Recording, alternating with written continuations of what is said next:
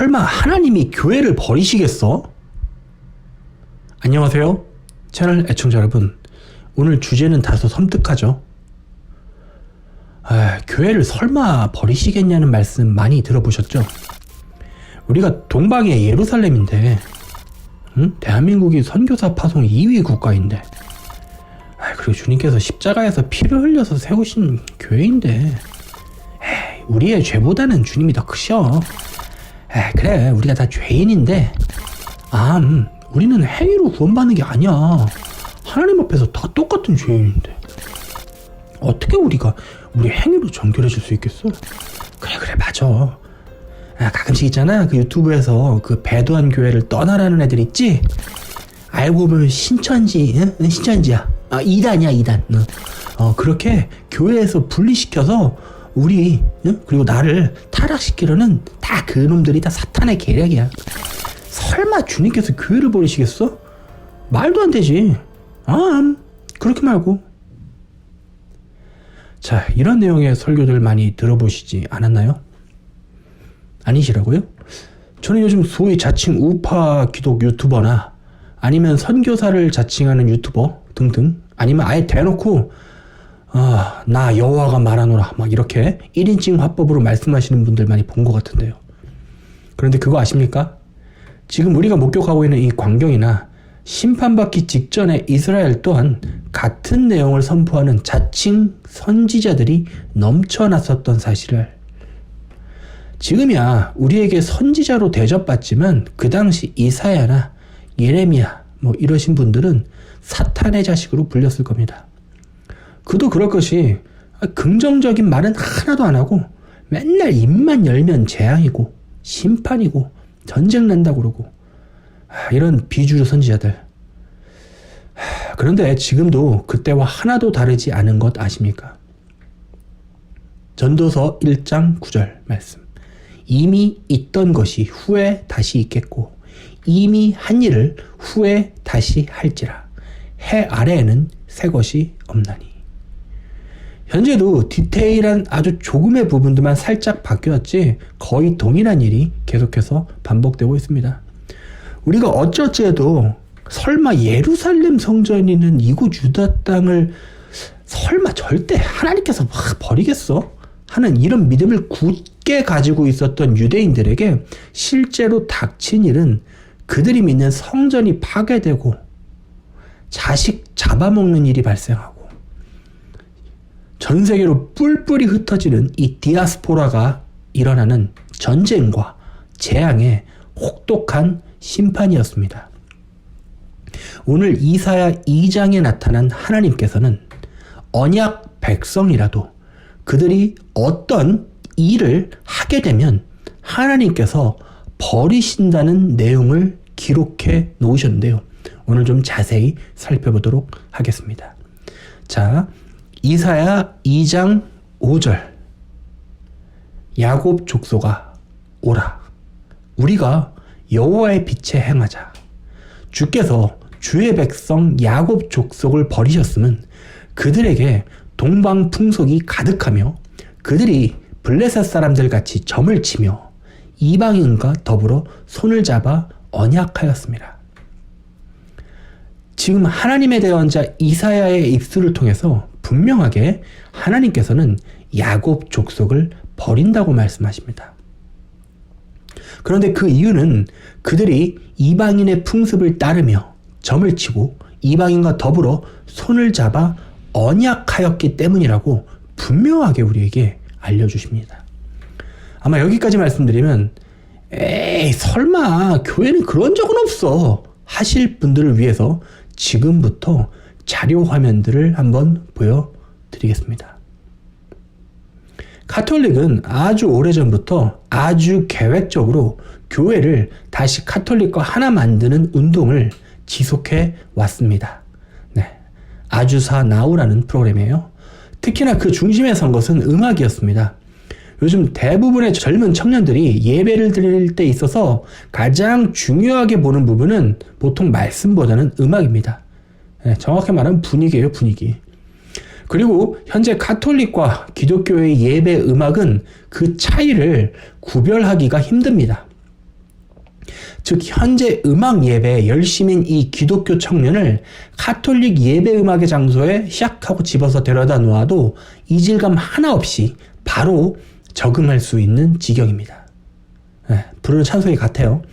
또한 다양한 소위 깨어있는 선지자들을 로마 교황이 초청해서 계속해서 지속적으로 연합을 준비해왔으며 이제는 그런 모든 연합의 움직임이 완료되어 가는 시기입니다. 현재 대한민국의 크고 작은 거의 모든 교단은 실질적으로 카톨릭과 하나가 되어 있습니다. 절대로 카톨릭은 교회를 바꾸려 하지 않습니다. 단지 교황은 정치적인 지도자의 모습으로 그들 위에서 군림할 뿐 기독교의 각 교단들의 다양성은 그대로 인정한 채 연합을 진행하고 있습니다.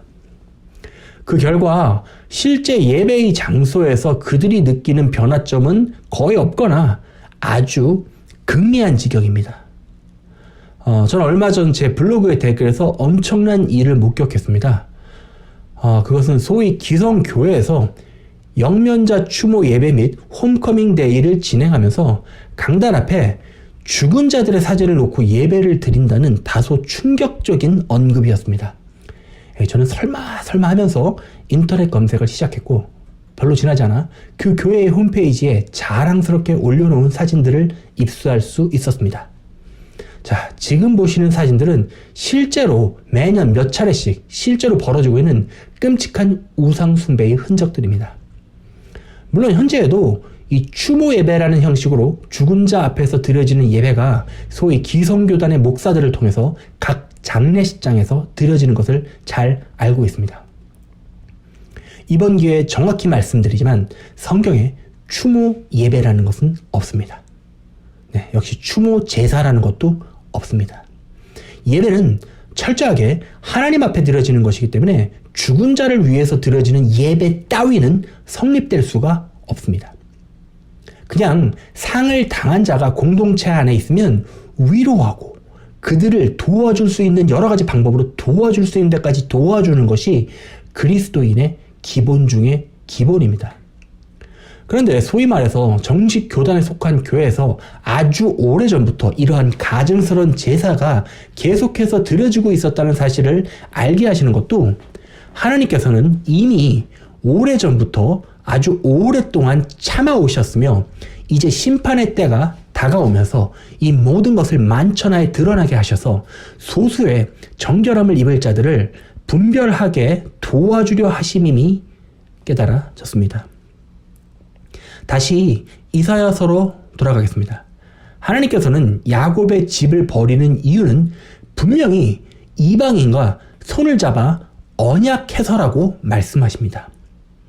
예전부터 사탄의 계획은 아주 심플합니다. 사탄은 하나님께서 선택하신 백성을 직접적으로 건드릴 수 있는 방법은 없습니다. 다만 그들을 더러운 것과 손을 잡게 만들고 죄를 짓게 만들고 결국엔 자기 발로 하나님을 떠나게 만듭니다. 근데 소위 말해서 아주 약간의 양심이 살아있는 하나님의 백성들은 하나님을 완전히 떠나지는 않는 겁니다. 그래서 사탄이 이 계략을 아주 살짝 비틀어서 선보인 것이 정결한 하나님의 백성을 정결하지 않은 더러운 이방과 연합시키는 방법을 택한 겁니다. 결국에 사탄은 이 방법을 통해서 유대인들을 하나님의 심판을 받게 하는데 성공했습니다. 그리고 이제는 교회를 같은 방법을 통해서 하나님의 심판을 받게 만들고 있고 현재 거의 성공한 것처럼 보입니다. 소위 종교적인 많은 분들이 신천지나 다른 이단들은 그렇게 조심하면서 카톨릭은 종교적으로 보면서 심지어 기독교의 다른 분파 정도 아니면 어떤 분은 아예 그냥 큰 집이라고 하시더라고요. 이렇게 이해하시는 걸 보면서 정말 제가 놀라곤 했습니다. 내용 자체가 너무 길어서 이번에는 자세히 설명은 힘들겠지만 여러분 분명히 카톨릭은 이단이며 계속해서 이 카톨릭에 머무는 사람은 주님의 심판을 맞닥뜨리게 됩니다. 물론 현재 속해 있는 사람 중에 아주 극소수의 그 구원받을 자가 있기는 하지만 이들 또한 그곳에 계속 있는 게 아니라 그 카톨릭에서 나와서 정결함을 입어서 구원받게 됩니다. 다시 이사야서로 돌아가겠습니다. 7절 그 땅에는 은금이 가득하고 보화가 무한하며 그 땅에는 마필이 가득하고 병거가 무수하며 그 땅에는 우상도 가득하므로 그들이 자기 손으로 짓고 자기 손가락으로 만든 것을 경배하여 천한 자도 절하며 귀한 자도 굴복하오니 그들을 용서하지 마옵소서. 야곱의 집이 이방과 연합하는 이유를 설명하고 있습니다. 이유는 재물에 눈이 어두워서 그렇습니다. 현재 카톨릭과 연합하는 데 합류하는 종교 지도자들 대부분이 같은 이유로 타락하게 됩니다. 소위 말해서 전 세계 종교 지도자들의 머리에 군림하고 있는 이 교황이 자신을 초청하면 이것이 자신의 목을 날려버릴 우상숭배라는 것을 잊게 되고 마치 자신이 무언가 되고 큰 자리 하나 하게 될 기대감에 그 초청에 응하게 됩니다. 그리고는 정신없이 우상숭배의 늪에 빠지게 됩니다. 성경에서 발람 선지자도 직접적으로 하나님의 말씀을 위반하는 행동은 하지 않는 것처럼 보입니다. 왜냐하면 결과적으로 강권적으로 여호와의 영이 임해서 이스라엘 즉 야곱의 집을 축복했기 때문입니다. 그러나 우리가 주목해야 할 점은 그가 발락의 초대에 응했다는 점입니다. 왜 그가 발락의 초대에 응했을까요?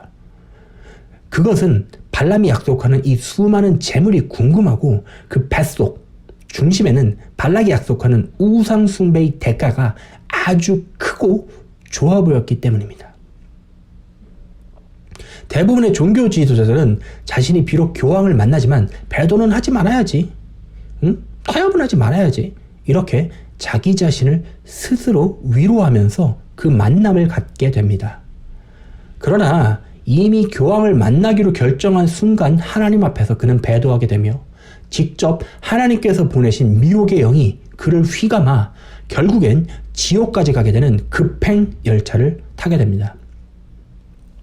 이렇게 한 지파 또는 단체의 정점에 서 있는 종교 지도자들이 카톨릭과 연합하게 되면 자연스레 그 영향력은 단체 전체에 흐르게 되어 있습니다. 이는 하나님의 나라의 기본 원칙입니다. 영은 위에서 아래로 흐르는 특성을 가지게 됩니다. 즉 주님의 사람들은 하나님으로부터 영을 받아서 누리게 됩니다. 또한 마귀에 속한 사람들 또한 마귀로부터 영을 받아서 공유하게 됩니다. 이러한 원칙에 의거해서 배도한 집단이 계속 남아있게 된다면 그 위에서 흐르는 영적인 흐름의 영향을 받아 결국엔 배도한 자로 변하게 됩니다. 자, 오늘의 말씀을 마무리하겠습니다. 이스라엘 백성들이 설마 하나님께서 우리를 버리겠소? 하는 그 믿음이 그들을 전혀 지켜주지 못했다는 사실을 우리는 기억해야만 합니다. 하나님께서 왜 우리에게 유대인들이 망한 기록을 보여주시면서 그들의 치부를 드러내시는 걸까요? 교회는 이스라엘로부터 나왔으며 결코 그들보다 앞서지 못합니다.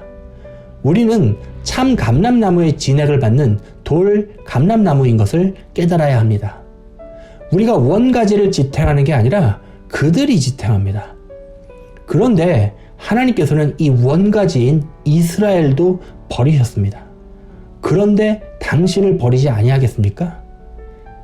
로마서 12장 21절 하나님이 원가지들도 아끼지 아니하셨은즉 너도 아끼지 아니하시리라.